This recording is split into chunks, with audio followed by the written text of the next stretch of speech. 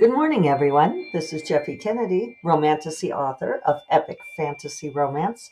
I'm here with my first cup of coffee. Wonderful. Today is Monday, April 15th. Taxes due for a lot of people here in the U.S. I know a couple people who were working on them over the weekend. Not me, because I'm doing quarterly, right? But I am back home. Very nearly did the podcast from the Secret Garden this morning. It's nice enough. It's actually a really nice morning. Spring may have arrived. I don't want to jinx anything. And so I went out there to check, but I haven't cleaned anything up yet. I cannot believe it is mid-April and I've done 0 yard cleanup so far this year. Late cold spring. So we did record the podcast on Friday down at Eastern New Mexico University. John Barr set us up. Great, wonderful podcast. We do have video, but the video is from a not great angle. It's like the up under the chin angle, and Kelly and I vetoed it. This video shall never see the light of day. Sorry, John. I should have said something when I saw the angle of those cameras. Kelly Robson is visiting. She's visiting still, but she's asleep this morning. We had a great conversation on the podcast Friday. She and I have been having a great time together, an ongoing conversation, talking about things like vanity. And I showed her those clips of Emma Thompson that show up on Instagram from time to time, where Emma Thompson is talking about body image and, like not wasting our lives and our passion on what our bodies look like. And it became clear as I was searching, like actually looking for the clips for Kelly and showing them to her, that it was from a tour for a movie called Good Luck to You, Leo Grande. And so we watched that movie last night, and what a great movie. I don't know why other than these little clips of Emma Thompson talking body image, didn't hear anything about this movie, and it was highly recommend. It was great. It was Emma Thompson plays a woman who is 63 years old and has only ever had sex with a guy once in her entire life and never had an orgasm. And she hires this young man sex worker to meet with her. And there's 4 meetings, and it's brilliant dialogue, super well done, such an interesting premise. And our young sex worker guy is to die for. He is so adorable. So highly recommend watching it. Brings up a lot of interesting questions about pleasure and what we can ask for and what we deserve and so forth. So I'm recording this podcast today, and I have not yet uploaded the one from Friday. There's Killian in the background. Do you want to go out? He's in here with me. Hold on. So maybe by Friday we'll have the podcast outside. I thought it was funny, one thing that John Barr asked me when we did the recording there is that he asked how I did the wind chime sound, and he found a wind chime on his phone for me to play. So we do open, but for those of you not on video, they are literal wind chimes. I have them hanging here on my desk when I'm out in the secret garden. I use the wind chimes there. It's probably a useful thing to think about, because these things become part of the branding. They become part of the recognizable sound of the thing, but they don't have to be these huge production value things. Like I'm so recognized for wearing my hat, but that's something that I do anyway. The wind chimes are things that I like that are here anyway. So I think that's, we could spend a whole lot of time talking about branding, but I think it's the best way to think about it is that it's the spruced up version of yourself. It's like the date night version of yourself.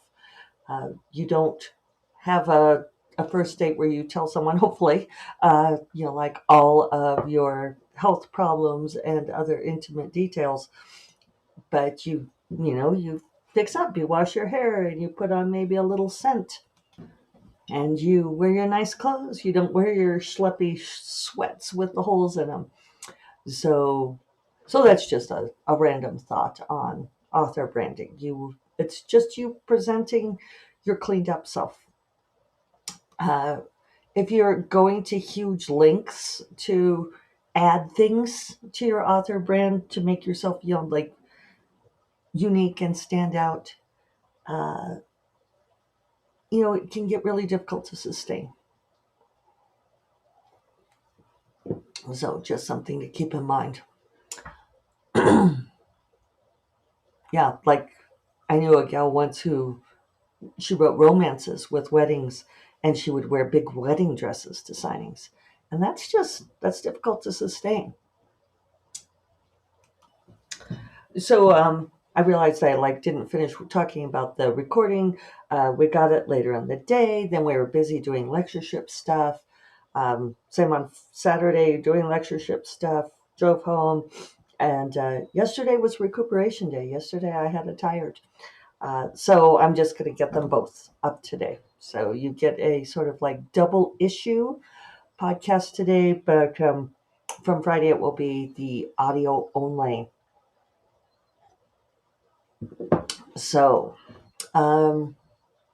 lectureship was great. It's been great having Kelly to visit. I picked her up on Wednesday, and we went to stay at this spa down in Truth or Consequences, the Ted Turner Sierra Grande Resort, and got to soak in the mineral waters and had an amazing breakfast there. She had a great massage. I had a mediocre-ish treatment, but it was fun. And then we took the long way around, drove to Portales via White Sands and Rio Doce, and that was beautiful. And Kelly hadn't seen that landscape before. Unfortunately, in my 1996 Jaguar, the thermostat has not been working correctly. And so even though the air conditioning works, it doesn't always know what temperature it's supposed to be. It's like one of these very, very early model where you set the temperature devices, and it's supposed to make you be that temperature, and it doesn't. And so we were having to drive with the windows down. It was very hot. Actually, we were lucky that it was not super hot, or it would have been unbearable. Normally, I would just put the top down under those circumstances. And I had known that this was a problem like last fall, and then totally forgot about it over the winter, right? Because I didn't need air conditioning. And when it's just me, I always put the top down. But the sun is a lot for Kelly. So uh, it was interesting. It took us both back to our childhoods, going on road trips with the windows down and the highway sound and blowing. Uh, yeah, it was cool. It was kind of nostalgic. As I said, lectureship was great. It's such a terrific gathering of amazing people. So I got to see Dorinda Jones. For those of you who, I think it's pretty open now that she is dealing with treatment for breast cancer. She's got 5 more chemo treatments to go. She's doing well. She's getting there. So yeah, all good wishes and love to Ms. Jones. It was great to get to see her. Uh, Hung out with Kelly Robson. Melinda Snodgrass was there, the incredible Melinda Snodgrass. And then Martha Wells was the guest of honor, and she was great. It was so much fun to hang out and talk to her. Uh, Really a lovely, intelligent person.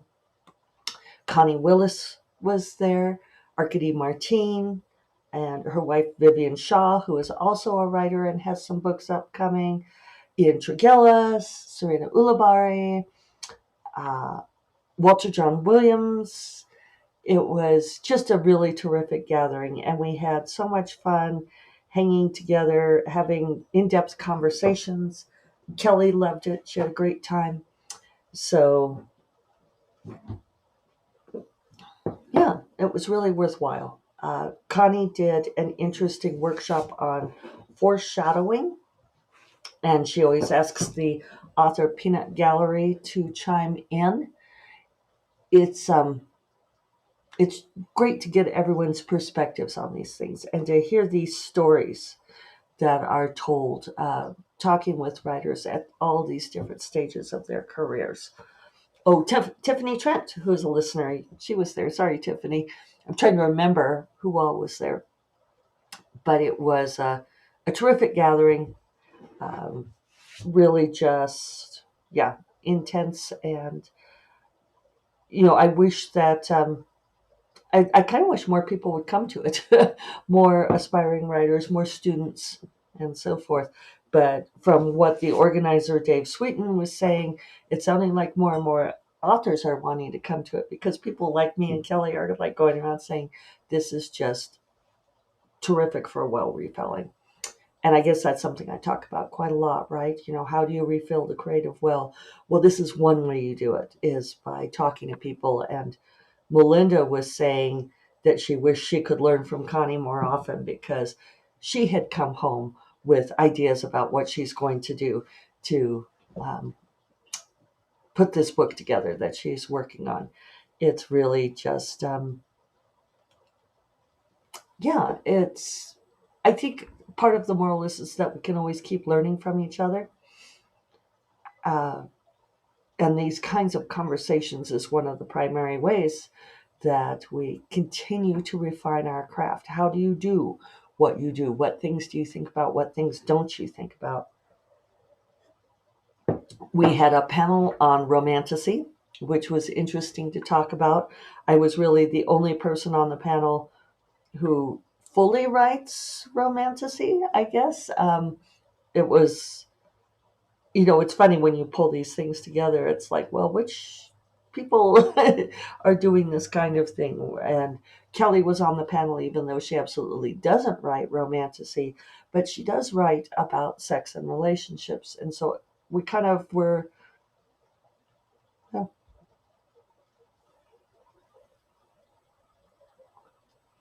I kind of froze there for a second.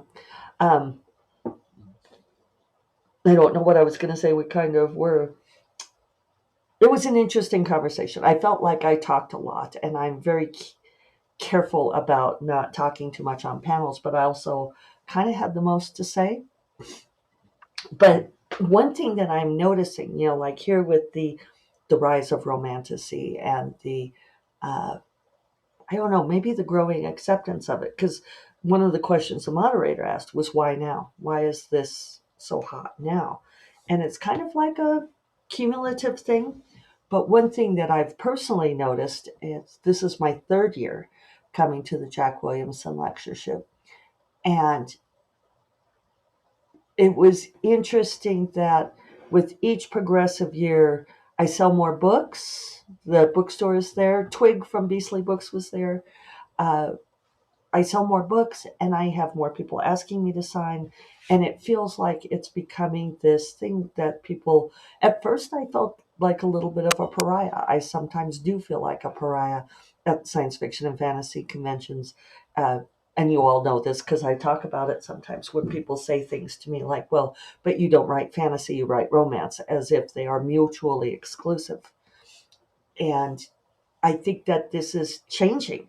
It was interesting in the romanticy panel to have a gal right up front who had a tag. So she might have been a librarian or she might have been some other kind of staff or faculty, but she was talking about that she reads romanticy and loves it. And it's like, yeah, it's so cool just to be able to share these spaces and celebrate each other, um, have these conversations. We had kind of the ongoing conversation after Connie's workshop on Saturday. We all went out to lunch, and Connie was telling us stories from her very long career. We were talking about people saying careless things, some snotty things people have said to Connie Willis, SIFWA Grandmaster, over the years. Uh, People can be cruel, can say things like to to try to diminish other people, and they stick with us for a long time. And we had a very interesting conversation about that. And then yesterday, Kelly and I went out. We went over to Melinda Snodgrass's house so I could help her a little bit more with getting her series up. She hit a snag, and with Ingram, which is always annoying. And then Kelly and Melinda and I went out to dinner. Melinda treated us, and we had a great conversation over dinner too.